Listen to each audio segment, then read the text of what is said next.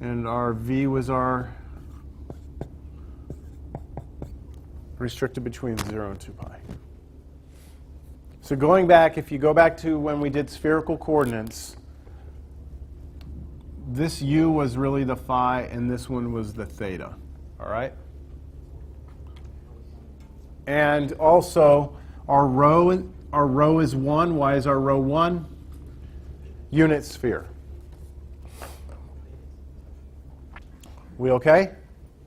All right, if we do this, this draws us the unit sphere. We want to know the equation of the plane tangent to this sphere at that particular point. So what I'm going to need to know for the equation of plane is a point and a normal vector. Right? I can get a normal vector on a plane if I have two vectors in the plane, and then I cross them to get the normal, right? Two vectors that live in that plane are going to come from the partial derivatives, because those partial derivatives give me tangent vectors, don't they? And each of those tangent vectors must lie in the plane. So I'm going to need from this to find the normal vector of the plane. I'm going to need to take the cross product of the two partial derivatives of r. Understand? That'll give me the normal. So let's go ahead and find the partials right now, and I'll come back and cross them. Well, maybe I'll do it all. See how bad these look. What's partial of r with respect to u? All right, with respect to u, cosine v, cosine u. Cosine v, cosine u. All right, partial with respect to u, cosine u, sine v. And finally, with respect to u, negative sine u. All right, that's not so bad. How about the partial with respect to v?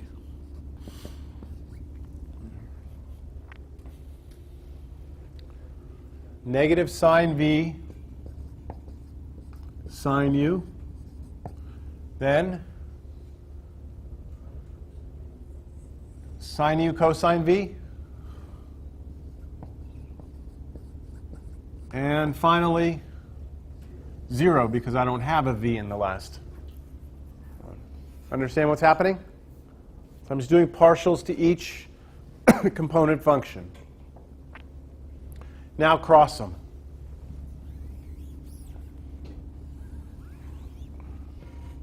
Ru cross Rv equals, it's a vector, isn't it? I cover up these, and I do my cross here. Oh, that's nice. I get what? 0 and then minus negative this, right? But this, so negative, so it'll be plus, right? This times this, so I'm getting what? Sine squared u cosine v. That's it. Then cover up this one. 0. And then minus is plus. But then it's subtracted, but then it's negative. So what the hell? So forget that these are both negative. It's a positive, right? But I'm subtracting it because this is the second thing. But then I make it negative because it's the middle. So it's going to be a positive. Positive what? Sine v sine squared u. Okay.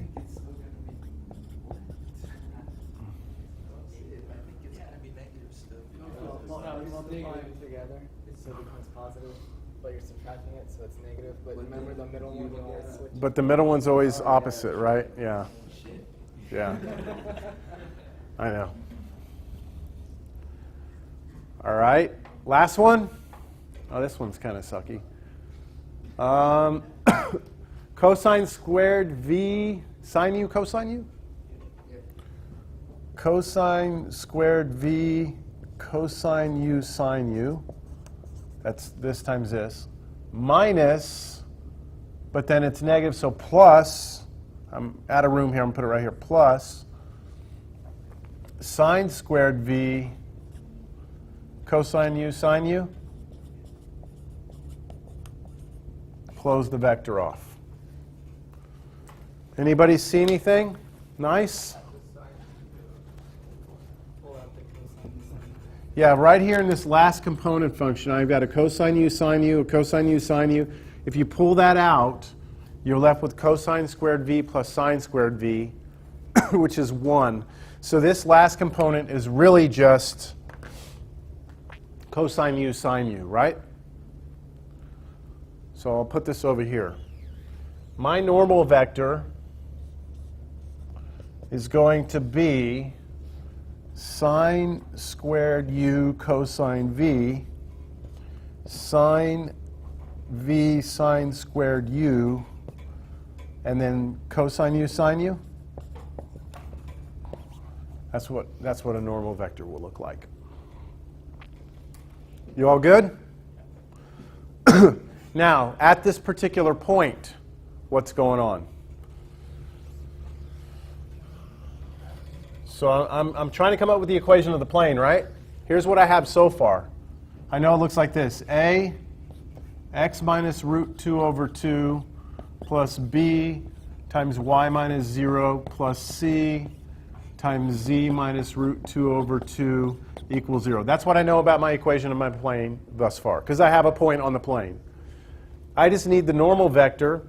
Well, at this particular point, I need to evaluate what the normal vector is. So I need to actually go and figure out what's the normal vector at this point. But that means I need to know what u and v are, right? So I have to now figure out what's u and what's v that get me to this point on the original curve. Right? As I vary u and v around, I start drawing these things, right? I draw the whole surface. What does u and v have to be to get me to here? So where do you want to start?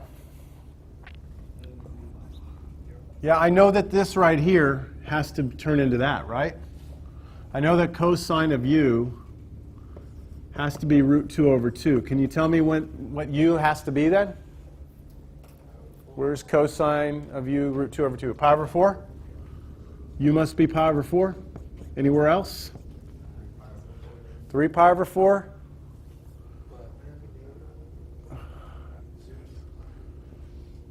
No, wait, not 3 pi over 4.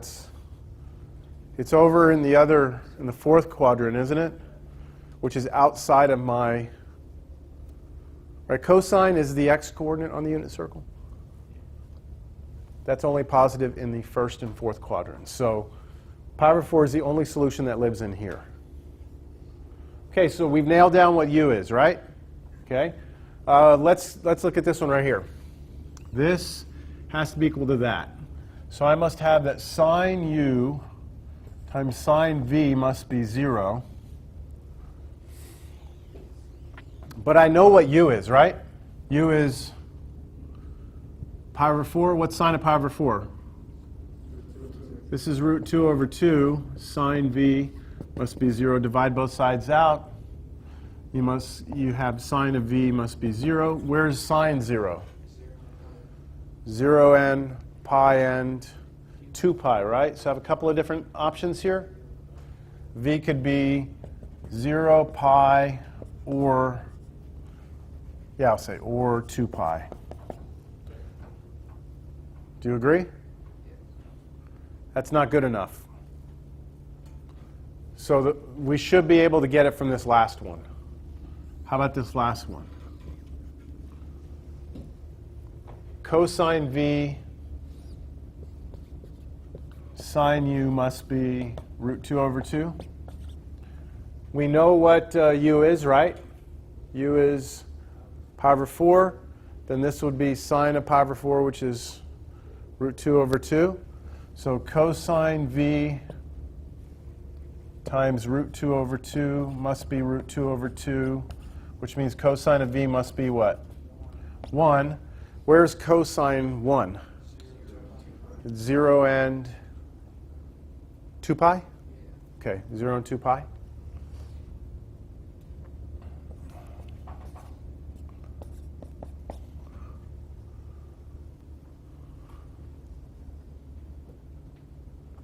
Well, if we plug in 0 or 2 pi, we're going to get the same point on the surface, right?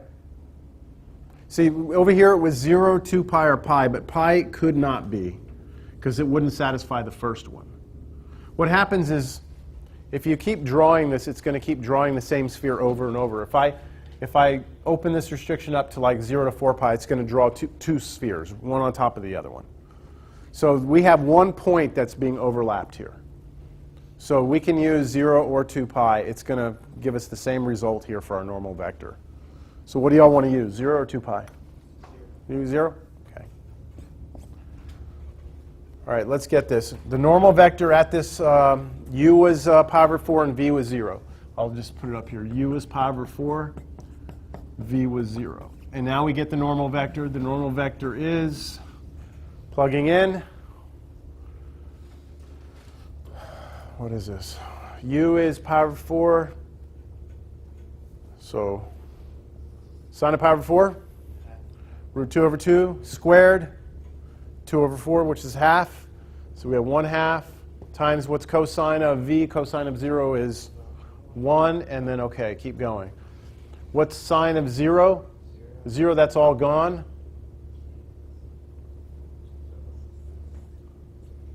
What's cosine of u? What's cosine of pi over 4? Root 2 over 2. What's sine of pi over 4? Root 2 over 2. So root 2 over 2 times root 2 over 2? 1/2 again. There's our normal vector. Questions? You sure? Yeah. You got it? I was just thinking, what if we had picked 2 pi and then I see that the middle one would be 0? It would still be 0. Yeah, it wouldn't matter. All right, so the final answer for the equation of the plane that's tangent to that sphere at root 2 over 2, 0, root 2 over 2, at that point, is ABC, right? That's ABC? So A, x minus root 2 over 2, plus B, which is 0, times y minus 0, so it's not there, plus 1/2 z minus root 2 over 2 equals 0. There it is. Of course, you could clean it up. You can multiply both sides by 2. However you want. That's the equation of the plane. If we graph this plane, it should touch that sphere. At that point, it should be tangent to the sphere. Questions? What's remarkable about this is we should be able to do this for any surface, so long as you can cross the partials, right? If you can cross the partials, you're in business. Well, and if you can come up with the parametric representation of the surface, then you should be able to.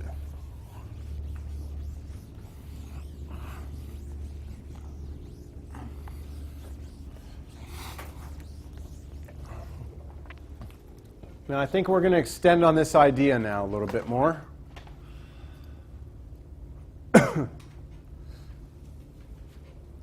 We're going to talk now about surface area.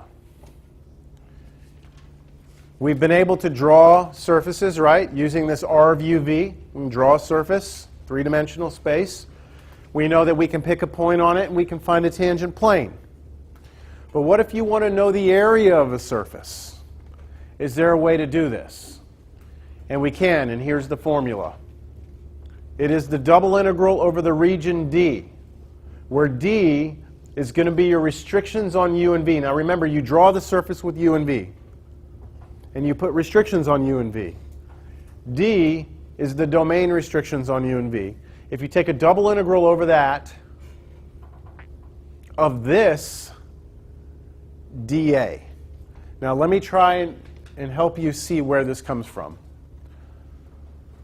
Let's imagine we want to find the surface area of that particular surface, which in this case I made it a sphere so it's easy to see.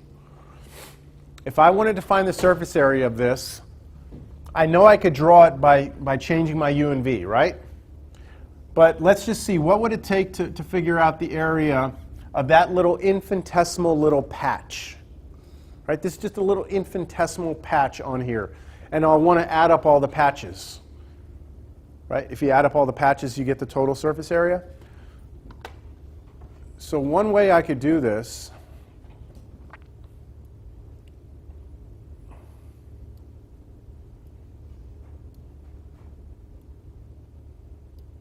is I could come down here like this, right? That's the tangent plane. Agreed? These two vectors are the whats? Those are your partials, right? Those are your partials. The area of this plane right here is the area of a parallelogram, isn't it? And do you remember the formula for the area of a parallelogram spanned by two vectors? It's the magnitude, right? The magnitude of the cross product. So you got to remember back from earlier classes that the magnitude of the cross products of two vectors is the area of the parallelogram. Refer to old notes. Two vectors, and you want to know the area of this. That's the cross product of the two vectors. So does it make sense to you that in order to find the surface area of this thing, what I should do is somehow scale that, I went a little too small. Scale that thing down. So in other words, instead of taking this entire vector, which let's say is r, the partial with respect to u, and let's say this one's the partial with respect to v, instead of taking the whole thing, maybe I need to scale it by something to make it shorter. How about we scale it by, I don't know, something like infinitesimal, like du, the little differential, and then do this one like dv, something like that. Then what we should get is an infinitesimal patch like this, and if we add them all up, then we would get the surface area. That's the idea behind this. And what would happen if you took this and you crossed it with this, the constants would pop out, and you would have du dv times each other. And guess what du dv is? It's dA, right? Because du dv, it doesn't matter which way I do it. That's what's basically happening here. Pretty awesome. I want us to find the surface area, and I want to change this. I don't want the unit sphere. That's too boring. Let's find the surface area of the sphere, radius. Let's go, so we don't confuse it with other r's, radius A. Now, if you look this up in a book, what's the formula for the the surface area of a sphere radius r? If you don't know it, don't worry about it. What? 4 pi r squared is the formula. The area of a sphere radius r is 4 pi r squared. So here's what our goal is. When we're done, we should get an answer of 4 pi a squared, right? That's what we should get if it matches up what you'd find in a book. All right, let's do it. You ready? Okay. I need to be able to draw the surface first. So how about we do it with this? R of uv equals, let's use the same thing we used just a second ago, except it's not radius 1, right? It's radius A. So I'm going to go A, what was it, cosine V sine U? Is that what I did? And then A sine V sine U, or sine U sine V. Then the last one, A cosine U. Are we on the same page? My U's between 0 and pi. My V's between 0 and 2 pi. We still good?